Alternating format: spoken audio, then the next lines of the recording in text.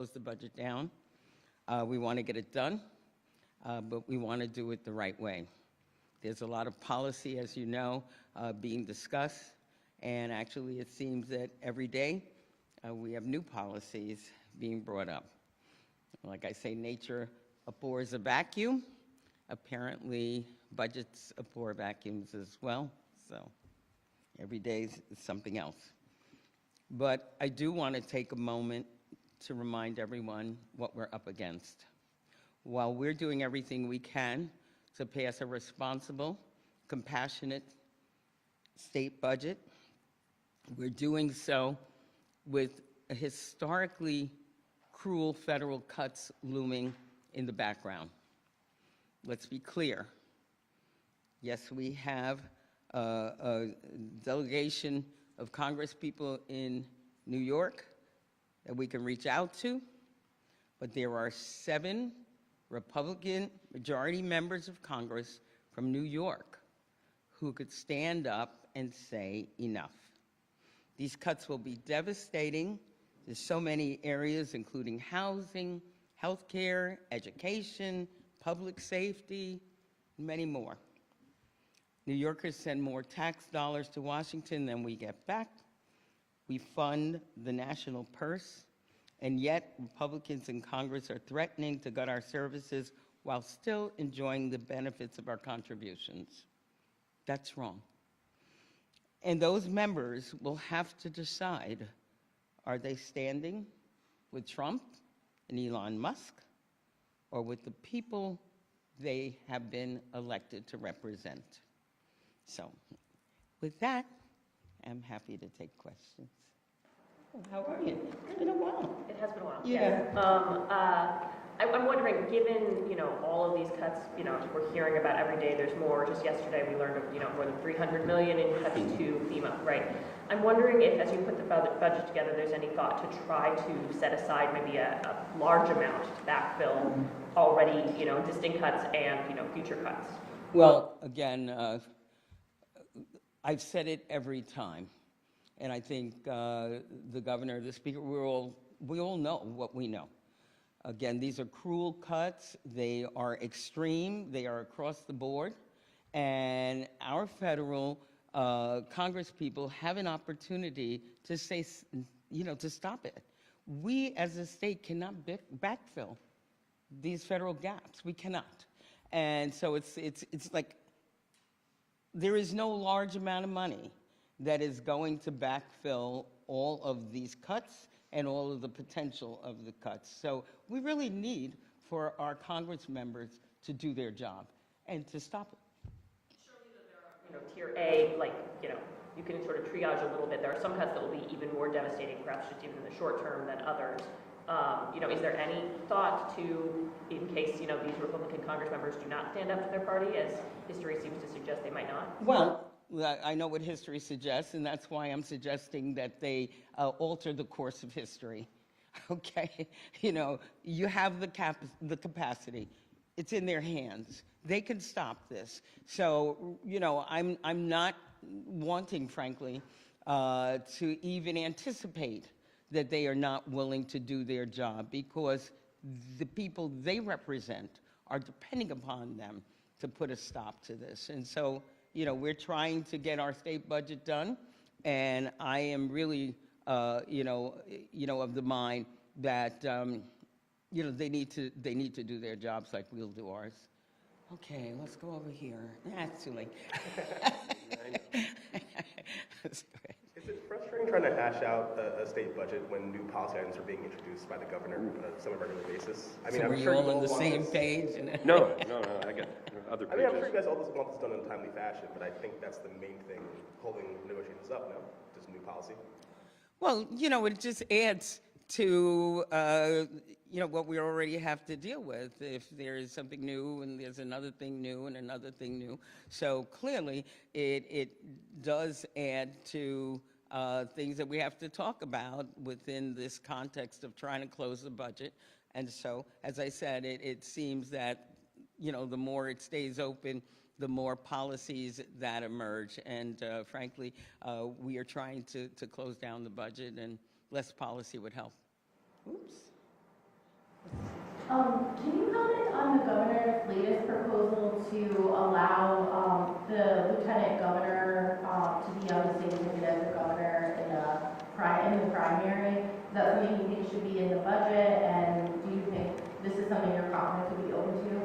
Certainly, again, it's one of those additional policy recommendations that showed up. And, you know, we briefly spoke about it. I mean, there's mixed feelings about it, but again, it's something we will consider. You know, does it belong in the budget? Probably not, but here it is. Yes, sir. So you're entering what's going to be referred to as a pause. Yes, sir. Are you planning to call your members back next week, and what's the scheduled non-session for 2 weeks? Yeah, I mean, we have to continue to keep the government running, and which is what we will do. So we will obviously, you know, be available to do that. We understand our responsibility. You plan to be in session next week? Well, we certainly plan, you know, as long as the budget is still open, we will do our job and show up and make sure that we keep government running, yes. You know, I looked at you and then you put up your hand. No, you know what, I said, I don't know if you put up your hand because I looked at you, because your hand actually wasn't up. So I think my look prompted you. You go cough, I'll more about why this pause has occurred, and also I'd like to ask, well, 2 things. I heard there's not much support in the Senate for the mask ban. I'd love to confirm with you if that's correct. And number 2, I'm wondering if your stance has changed, or the Senate's stance has changed at all in terms of involuntary commitment. I know in the one house it did not align with the governor's stance on lowering the standard of involuntary commitment, so I'm wondering if that's still what you're thinking when you're negotiating that issue. Yeah, I think that we are working towards getting to a good place.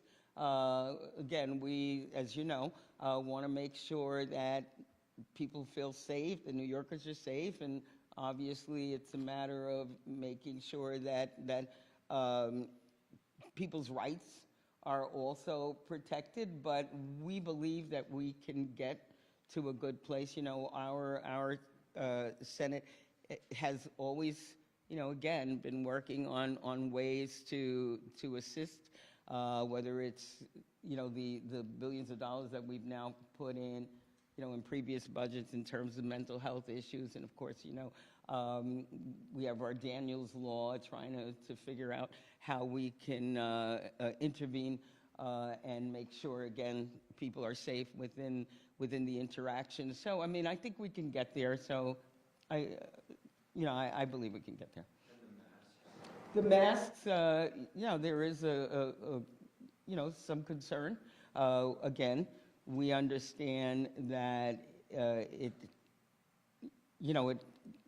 the issue has been raised, obviously, since October 7th, and certainly, you know, it is real concern, you know, is raised by our Jewish community, and we're trying to figure out a way that, again, in this environment, people, again, the rights will be protected, as well as making sure people feel safe. So, you know, there is, again, a conversation, but this is yet another policy issue that has shown up in the intervening days that, you know, really create, you know, another reason to take longer than we need to take as it relates to the budget. Okay. Look at you. If you could only be up here for these personalities are just, you know, it's so much fun to watch. Yes, sir. Smiles and vinegar, right? Well, you know, you're absolutely right. So there's 2 really pricey ideas for this budget. One of them is the $3 billion rebate checks. The other one is $7 billion to pay off the UI debt, which would allow unemployment benefits to rise. So at this point in negotiations with, like, you know, the stock market's in recent free fall. Do either of those proposals make sense at this point, given their costs? Well, again, we haven't spoken a lot about either of those, and every day is another day where, you know, we haven't spoken about those things. And again, the UI proposal to pay them off was advanced by the Assembly. It was not advanced in our House. We did want to help small businesses with you know, but that was not our proposal, so nor have we had any big discussion on it. As far as the rebates, again, that was the governor's proposal. Our proposal was different there as well. We were looking at a broader, more of the working family tax credit, et cetera. So our House never, you know, entertained either of those ideas, but certainly we're willing to discuss. And, you know, eventually we will actually have discussion about it. You know, in terms of, me personally, I'm not talking about, you know, everybody, but, you know, I look at what you were saying, you know, people worried about Social Security, they're worried about pensions, they're worried about their stock, you know, crashing, you know, and again, the type of federal disaster that continues to loom because of what, you know, the actions of this federal government. You know, who knows, maybe a $300 check might be the only bright spot. I don't know. So we need, you know, but again, I'll be happy to really talk about it in earnest once we get to that point. We're not there I yet. thought you haven't talked yet, but it would be accurate to say the Senate's still pushing for its version of Of course rebate we are. checks for seniors over a couple Of years. course, so, you know, we were looking at, again, something that would actually hit everyone in myriad ways, whether it's tax credits, you know, as well as checks for seniors and so on. And we, you know, again, we're not at that conversation level yet. Yes, sir. Starting this month, 4,000 to 7,000 kids in New York City are going to lose their child care assistance because of a funding shortfall. And dozens of your members have signed a letter asking for, it would cost about $900 million this next fiscal year to maintain current enrollment levels and not kick anyone off the program. How do you feel about that funding ask? Well, we're obviously concerned, and I believe, again, we will try and work with the city to you know, make sure that you know, people have childcare. I mean, there are a lot of different elements to why we are in the situation that we are in, but obviously we are going to work with the city to, you know, and beyond, frankly, you know, to try and make sure that childcare is available. Okay, are you ready? Nice and clear. I'm going to try not to. That's okay. I had the same situation, and it goes on for a while. I am no. All seriousness, Mayor Adams is now running as an independent. You have, of course, called for him to resign. He's also currently giving remarks in City Hall wearing a T-shirt that says, "In God We Trust." I'm not sure what's going on there. But to you, what would you say to fellow Democrats who might support or consider supporting the mayor now that he is no longer a Democrat? I have nothing, you know, I mean, in terms of people support who they want to support. That's, you know, part of our democracy, so I have absolutely nothing to say about that. Do you view him as a fellow Democrat at this point? Excuse me? Do you view him as a fellow Democrat at this point? Yeah, he's the one who defines who he is. And at this point, I understand that he's running as an independent, so that's fine. Again, we have a system that allows for all of those choices, and I think most importantly, that's the system that we are trying to preserve on every level. So people self-identify, and that's fine. Mr. Jimmy? You know, given kind of what you said about the risks that we have coming from Washington, the increasing economic risks, does delay make this state budget easier or harder to solve, and why? Well, I don't know that either it doesn't make it easier or harder. I mean, we are focused on our budget, as I said in my opening remarks. We're focused on making our budget responsible and compassionate and really focused on the needs of the people in the state, while we continue to urge our counterparts on the federal level or Republican congressmen to really step up and do the right thing. So I mean, we're doing what we have to do around the budget. I said the difficulty of closing the budget, quite honestly, is, as you know, a lot of it is policy. Going to have the same rough level of revenue and resources that you've been thinking about? Every day is a different day, quite honestly. So, I mean, we're not, having our head in the sand, knowing that, again, dark clouds loom. But look at the stock market, for 3 days it's down, now it's up. So it's extremely hard to know exactly what we are dealing with. So I think we are dealing with the realities that we have in front of us, and we are obviously prepared should we have to make changes to do that as well. But we're trying to really deal with the budget and get that closed so that we can move on. I believe that the reality of today is a brighter economic and revenue picture than it was the consensus revenue forecast March 1 and millions of years ago in January when this thing was first proposed? Or do you look at the world and say, hey, it ain't that time anymore? Well, obviously, we look at the world in a realistic way. And we have, we are trying to balance what we know and what we don't know as it relates to resolving our budget for the upcoming year. And I think that's kind of the best that I can tell you. We have been responsive, we've been vigilant, we are paying attention.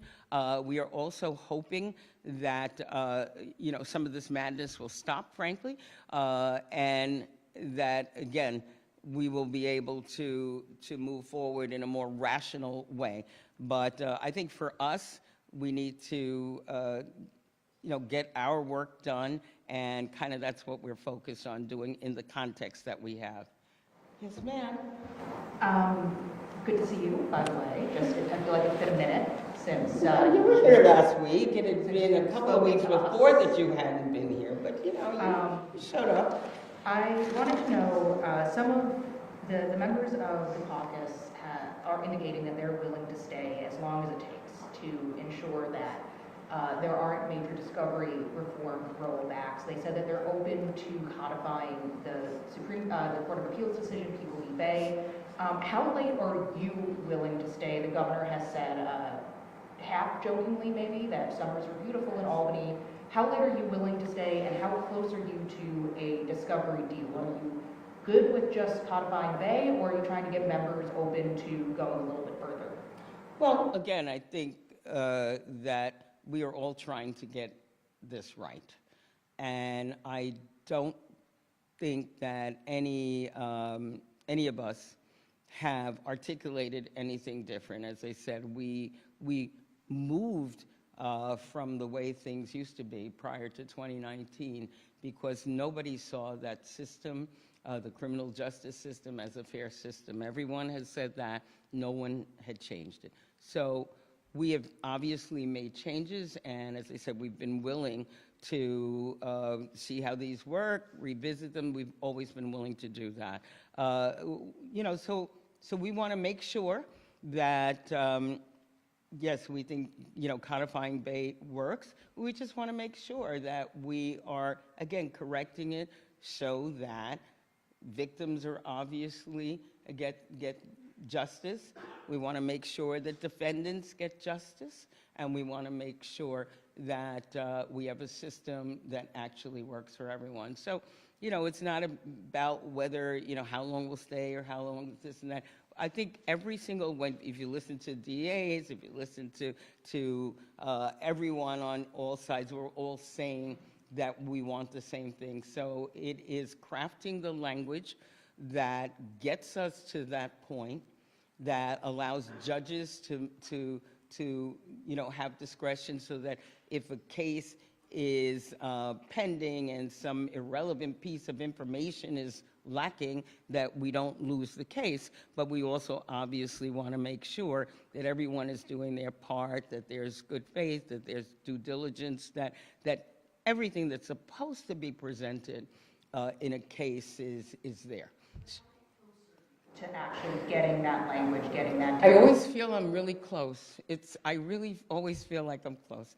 Remember last week I felt like we were close because, again, philosophically we're all at the same place, but it is, articulating that place in a way that is universally understood and accepted to mean the same thing, which is we want to make sure that there are good faith efforts, that there is, obviously judicial discretion, that there's due diligence, that the caseload is manageable, that the system works. And everybody wants that. So I am hoping, because we've got, really smart people working on getting language that says that. So I am hoping that we are very, very close. Ooh, okay. Yes, sir. Just wondering, I know the budget process is a very difficult one, but there's a lot of difficulty out there in the world. And I think the lay person at home wonders, why can't this just be done on time? There is a deadline. Why can't you get it done on time? What do you say to that person at home? Well, I certainly agree, and I think that one of the things, as I said at the beginning, is that there are a lot of policy issues in this budget.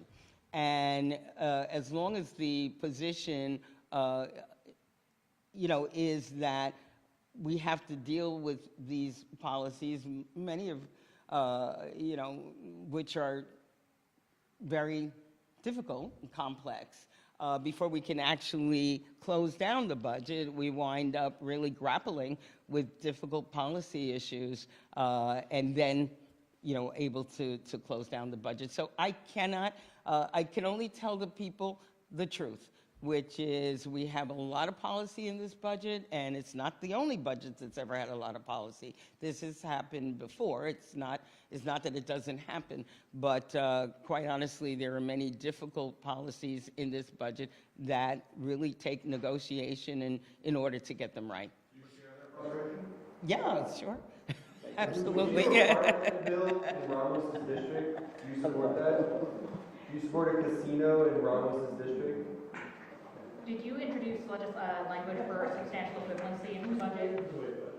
Do you like summers in Albany?